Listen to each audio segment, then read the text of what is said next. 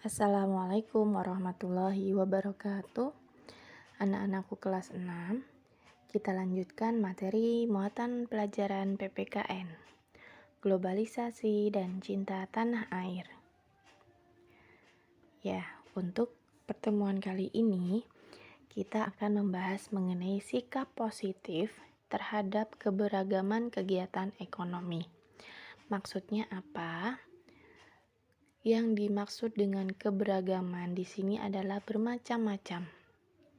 Jadi, bermacam-macam kegiatan ekonomi di dalam lingkungan masyarakat harus kita sikapi secara positif. Keberagaman kegiatan ekonomi dapat memenuhi kebutuhan ekonomi masyarakat. Jadi, apabila kegiatan ekonomi di dalam masyarakat itu semuanya sama, maka kebutuhan ekonomi pun akan sulit ditingkatkan. Ya. Kita harus memiliki sikap positif terhadap keberagaman karena bisa saling menghargai dan menghormati. Selain itu, kita juga bisa bangga memakai barang buatan dalam negeri. Contoh saja batik. Nah, batik ini kalau bukan kita yang melestarikan, kalau bukan kita yang memakai produk dalam negeri, mau siapa? Nah, jangan-jangan nanti batik ini malah diaku-aku oleh negara lain karena kita tidak pandai untuk menghormati atau tidak bangga untuk memakai batik. Padahal ini merupakan warisan Indonesia dari zaman nenek moyang kita. Jadi, kita harus memiliki sikap positif terhadap keberagaman itu. Karena kalau kita tidak bisa mensikapi positif, kita tidak bisa saling menghargai. Kita tidak bisa bangga terhadap barang buatan dalam negeri. Padahal kualitasnya sama mungkin dengan barang yang ada di luar negeri. Jadi poin pentingnya adalah kita harus selalu bersikap positif terhadap keberagaman kegiatan ekonomi. Karena kalau kita tidak bisa mensikapi dengan positif, maka kesejahteraan pun akan sangat sulit kita peroleh. Bagaimana kita bisa bersikap positif terhadap keberagaman ekonomi di Indonesia? Nah, sikap positif itu dapat kita tunjukkan dengan cara yang pertama, bangga menggunakan barang buatan dalam negeri. Kedua, membeli barang-barang pokok ya dalam negeri. Ketiga, kita usahakan supaya berbelanja di pasar tradisional. Karena apa?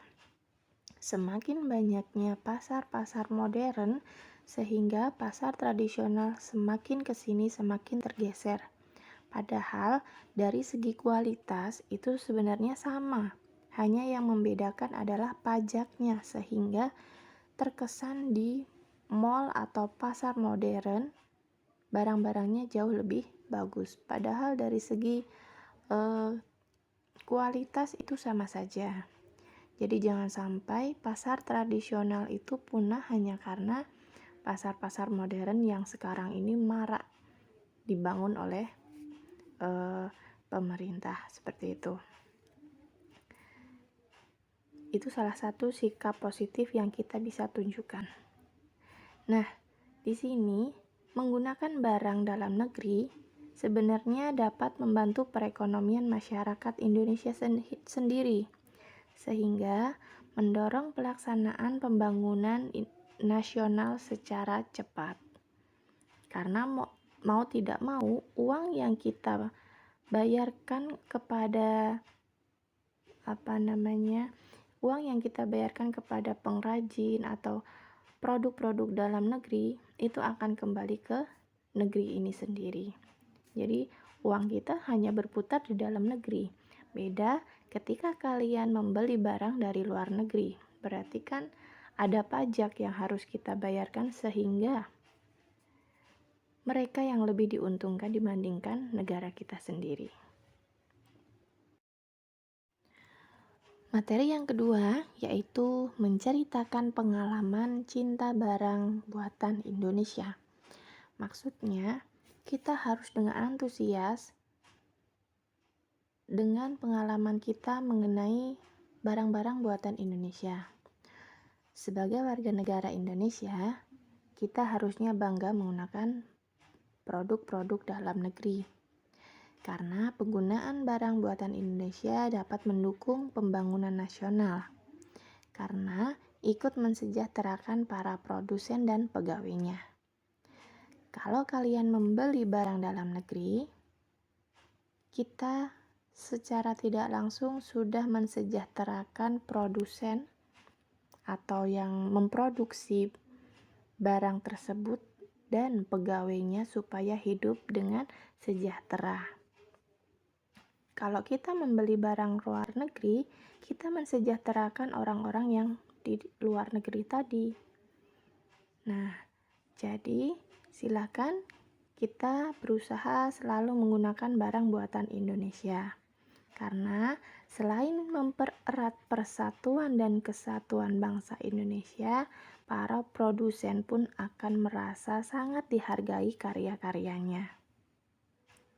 Karena sebenarnya barang-barang yang ada di Indonesia dengan luar negeri itu kualitasnya sama.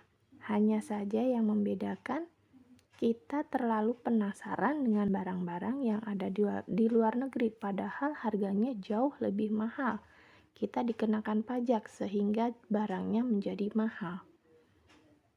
Nah, jadi kita sebagai pengguna di dalam negeri harus bisa menceritakan atau dengan bangga menceritakan pengalaman kita mengenai produk-produk dalam negeri.